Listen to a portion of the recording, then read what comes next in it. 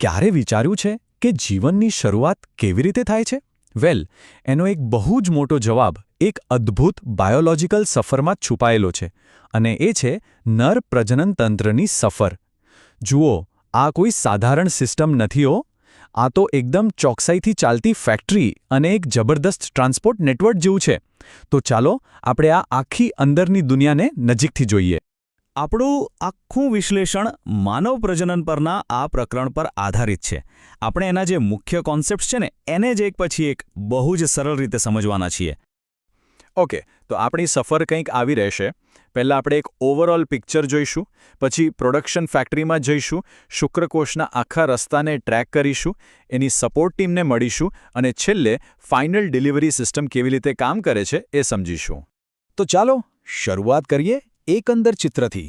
જો કોઈ પણ સિસ્ટમને સમજવી હોય ને તો એ આખી મોટી સિસ્ટમમાં ક્યાં ફિટ થાય છે એ જાણવું પડે. એટલે નર પ્રજનન તંત્રને બરાબર સમજવા માટે પહેલાં આપણે માનવ પ્રજનનની આખી પ્રોસેસ પર એક ક્વિક નજર નાખી લઈએ. માનવ પ્રજનનની આખી પ્રોસેસને આપણે આ 6 મુખ્ય સ્ટેપ્સમાં વહેંચી શકીએ: જન્યુજનન, વીર્યસેચન, ફલન, એમ છેક પ્રસૂતિ સુધી. હવે આપણી આજની જે વાત છે ને એ ખાસ કરીને પુરુષની ભૂમિકા પર છે, અને એ ભૂમિકા સૌથી મહત્વની છે પહેલા 2 સ્ટેપમાં. પહેલું જન્યુઓ એટલે કે શુક્રકોષો બનાવવા, અને બીજું વીર્યસેચન દ્વારા એમને આગળની સફર માટે મોકલવા. ઓકે, તો હવે આપણી સફર ખરા અર્થમાં શરૂ થાય છે. આપણે જઈ રહ્યા છીએ સીધા એ જગ્યાએ જ્યાંથી આખી રમત શરૂ થાય છે, ઉત્પાદન ફેક્ટરી એટલે કે શુક્રપિંડ. આ જે જગ્યા છે જ્યાં શુક્રકોષોનું પ્રોડક્શન થાય છે. હવે અહીં એક બહુ જ રસપ્રદ વાત છે. આ જે આખી સિસ્ટમ છે એ નિતંબ પ્રદેશમાં છે, પણ એમાં જે મુખ્ય ફેક્ટરી છે શુક્રપિંડ, એ શરીરની અંદર નથી. એ તો વૃષણ કોથળી નામની એક કોથળીમાં શરીરની બહારની બાજુએ આવેલી છે. હવે સવાલ એ થાય કે આવું કેમ?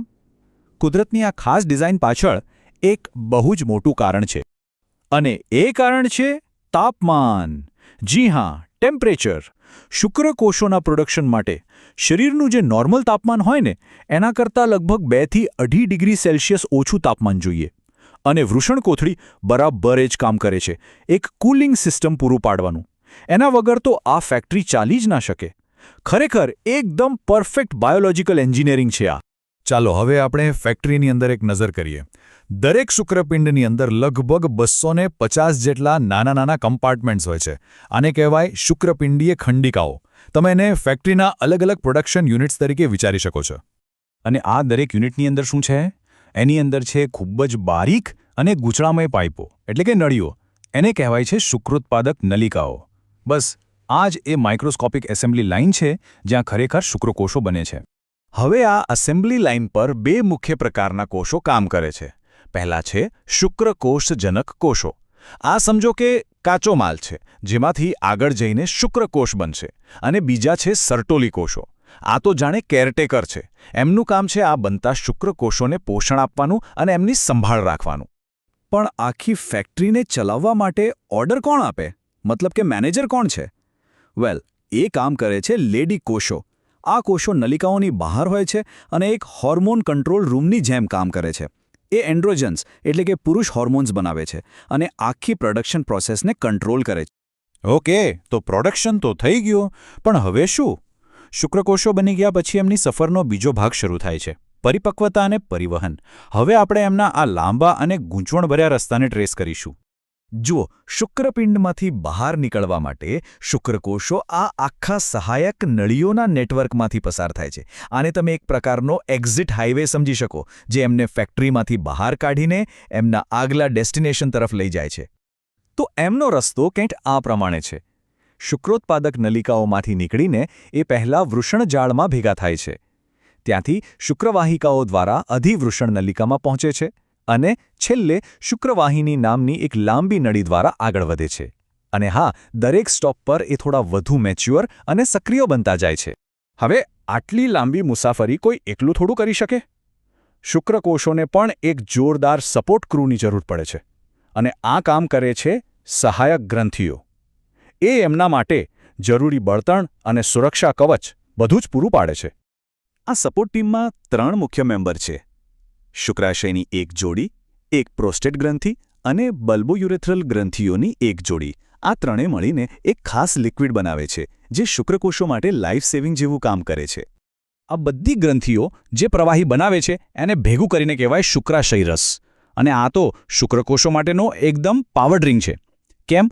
કારણ કે એમાં એનર્જી માટે ફ્રુક્ટોઝ હોય છે, કેલ્શિયમ હોય છે અને બીજા ઘણા એન્ઝાઇમ્સ હોય છે. આ બધું જ શુક્રકોષોને પોષણ આપે છે, રક્ષણ આપે છે અને તરવાની તાકાત પણ આપે છે. તો યાત્રા હવે એના અંતિમ તબક્કામાં પહોંચી છે. પ્રોડક્શન થઈ ગયું, ટ્રાન્સપોર્ટેશન પણ થઈ ગયું અને સપોર્ટ ટીમ પણ જોડાઈ ગઈ. તો હવે બાકી શું રહ્યું? Final delivery. અને આ ડિલિવરીનું કામ કરે છે શિશ્ન, જે નર બાહ્ય જનનાંગ છે. એની રચના ખાસ કરીને વીર્યસેચન માટે જ થઈ છે, એટલે કે શુક્રકોષોને સ્ત્રી પ્રજનન માર્ગ સુધી પહોંચાડવા માટે. શિશ્નની અંદરથી એક નળી પસાર થાય છે જેને મૂત્રમાર્ગ કહેવાય છે. અને અહીં શરીરની એક સ્માર્ટ ડિઝાઇન જોવા મળે છે, કારણ કે આ એક જ રસ્તો પેશાબ અને વીર્ય બંનેને શરીરમાંથી બહાર કાઢવા માટે વપરાય છે. હા, પણ બંને અલગ અલગ સમયે, એ વાત ચોક્કસ છે. તો ચાલો આ આખી સફરને ફટાફટ રીકેપ કરી લઈએ. શરૂઆત થઈ શુક્રપિંડની ફેક્ટરીમાં ઉત્પાદનથી, પછી નલિકાઓના હાઇવે પર એમની મુસાફરી, રસ્તામાં એમને ગ્રંથિઓ પાસેથી મળ્યું પાવરફુલ બળતણ અને છેવટે મૂત્રમાર્ગ દ્વારા ફાઇનલ ડિલિવરી. ખરેખર કેટલી અદ્ભુત અને એકદમ ઓર્ગેનાઇઝડ પ્રોસેસ છે.